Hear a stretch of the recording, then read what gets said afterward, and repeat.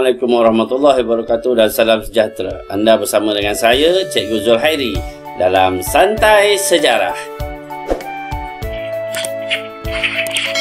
Hari ini kita nak belajar apa? Hari ini kita nak belajar Unit 11, Hang Tuah Laksmana Terbilang.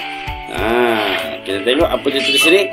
Hang Tuah merupakan Laksmana terbilang pada zaman Kesultanan Melayu Melaka. Kita dah belajar gitu kan. Sebelum ni kita dah belajar zaman Kesultanan Melayu Melaka. Kehebatan Kesultanan Melayu Melaka ni boleh sampai dapat menawan separuh daripada Indonesia yang ada sekarang. Okey, ketokohan Hang Tuah menyebabkan Sultan Melaka melantiknya menjadi sebagai Laksmana Melaka. Okey, mari kita tengok apa yang kita nak belajar hari ni. Hari ni kita nak belajar ialah menyatakan riwayat hidup Hang Tuah, menjelaskan kualiti diri Hang Tuah sebagai Laksmana Melaka. Hari ni kita belajar dua ni saja. Okey, kita teruskan. Okey, kita tengok sini. Ni dalam buku teks ni, buku teks yang ada pada kamu, buku darjah 4, buku teks jam 4, muka surat 156. Okey. Okey, yang pertama. Yang pertama riwayat dia, Hang Tuah ni berasal daripada kampung Sungai Duyung. Okey, kampung Sungai Duyung. Bapa dia bernama Hang Mahmud. Ibu dia bernama Dang Merduati. Ini kamu kena hafal ni. Ya, sebab ada soalan dalam kuis ni. Okey.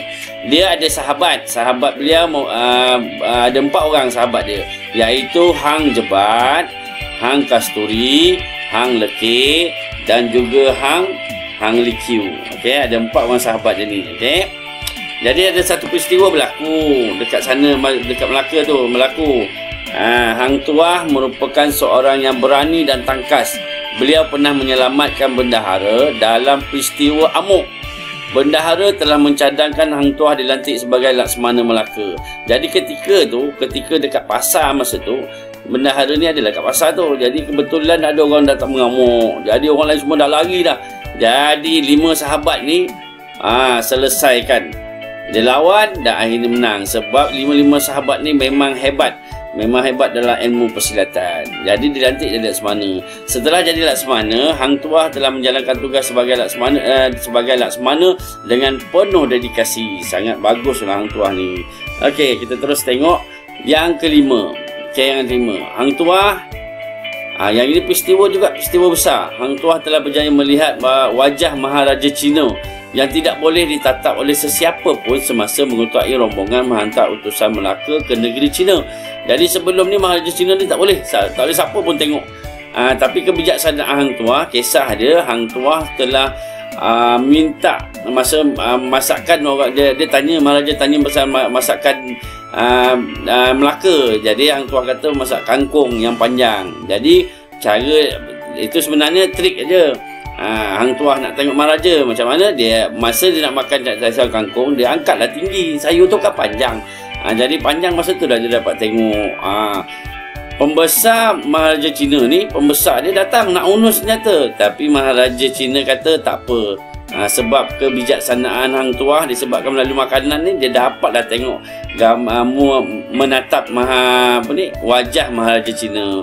Okey, seterusnya yang keenam, Hang Tuah menggunakan kebijaksanaannya memujuk Tun Teja untuk berkahwin dengan Sultan Melaka. Ini ada. Kalau kamu tengok filem Hang Tuah, kisah ni ada. Hang Tuah berjaya membawa Tun Teja ke Melaka.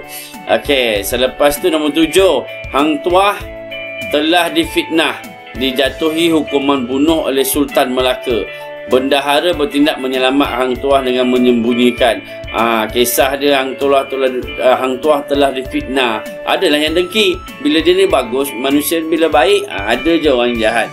Jadi dia buat fitnah, dan akhirnya dia jatuhkan hukuman tanpa usaha periksa. Sultan Melaka nak jatuhkan hukuman bunuh. Dah dibawa, bendahara tengah bawa, tapi bendahara tak sampai hati nak bunuh. Akhirnya menyelamatkan Hang Tuah, sebab bendahara tahu Hang Tuah ni tak bersalah. Okey, yang ke-8. Terkadang pula sikit. Okey, mari kita lagi dia ke atas. Okey. Hang Jebat mengamuk. Yang ke-8, bila dah tahu Hang Tuah mati, dibunuh, Hang Tuah dibunuh. Patutnya bunuhlah, tapi sebenarnya diselamatkan oleh bendahara. Jadi Hang Jebat ni, kawan baik dia tadi ni, telah mengamuk dan kerana mahu menuntut bela atas kematian sahabatnya. Hang Tuah mengamuk, tapi Akhirnya barulah terbongkar kisah Hang Tuah diselamatkan. Yang ke-9, Sultan menyedari dan menyesal kesilapannya. Bendahara telah memberitahu Sultan bahawa Hang Tuah masih hidup. Sultan menitahkan Hang Tuah untuk mengembalikan keamanan Melaka. Jadi maknanya minta Hang Tuah untuk melawan Hang Jebat atau membunuh, sebab dia dah mengamuk, habis dibunuhnya pembesar semua. Okey, jadi Hang Tuah berjaya menumpaskan Hang Jebat. Hang Tuah dilantik semula sebagai Laksmana Melaka. Sumbangan beliau telah membawa kepada kegemilangan Sultan Melaka. Itulah kisah hidup Hang Tuah. Jadi kisah riwayat hidup Hang Tuah ni membuktikan bahawa status rakyat dalam masyarakat telah berubah apabila diberi jawatan oleh Sultan. Jadi daripada rakyat biasa jadi seorang yang hebat sebagai Laksmana. Okey.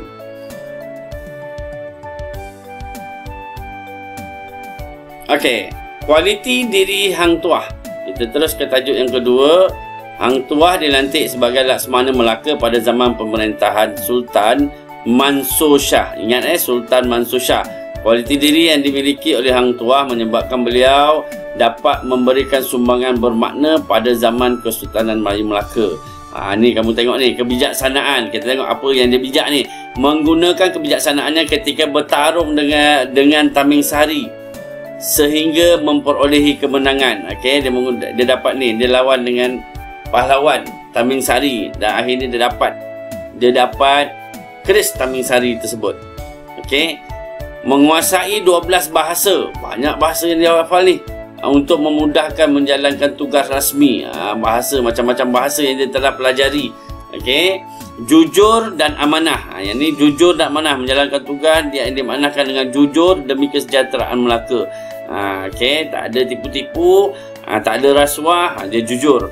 Okey, bertanggungjawab menjaga keselamatan perairan Melaka supaya menjadi pusat perdagangan yang terkenal di dunia. Menjaga nama baik Melaka semasa menjadi utusan ke China, India dan Turki. Jadi tak buat hal lah. Maksudnya dia pergi ke sana, dia buat untuk urusan rasmi. Okey, seterusnya taat setia, mentaati perintah Sultan. Ni taat setia ni, perintah Sultan. Walaupun Sultan minta untuk membunuh sahabat baik dia, Hang Jebat, kerana mengamuk. Taat setia punya pasal Hang Tuah teruskan, turuti perintah Sultan. Okey, yang seterusnya berani menyelamatkan bendahara Tun Perak daripada orang mengamuk. Dah kalau belajar silat, kita dah ada ilmu, insya-Allah. Kalau kamu pun kalau ada peluang, belajarlah silat, taekwondo ke apa ke, demi untuk mempertahankan diri dan juga keluarga. Jangan salah guna pula nanti. Okey, Hang Tuah mengalahkan orang upahan Majapahit yang dihantar oleh Patih Gajah Mada. Ni hebat orang yang lawan ni, tapi Hang Tuah lagi hebat. Okey, dan yang terakhir, kemahiran dalam ilmu persilatan. Mahir dalam ilmu persilatan, mempelajari ilmu persilatan dengan guru dia Arya Putra. Memang hebatlah ilmu persilatan dia, tak ada siapa boleh kalahkan dia. Okey, itulah kualiti yang dimiliki oleh Hang Tuah yang telah membawa kestabilan dan kemakmuran Kesultanan Melayu Melaka. Jadi cikgu boleh cadangkan juga kamu, kalau ada peluang dan masa, kamu type kat YouTube tu, kamu cari tajuk Laksmana Hang Tuah. Macam-macam kisah atau cerita yang boleh memberikan semangat pada kita.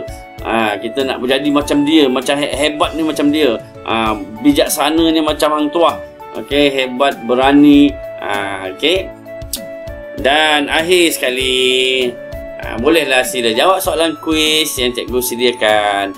Jumpa lagi. Assalamualaikum warahmatullahi wabarakatuh.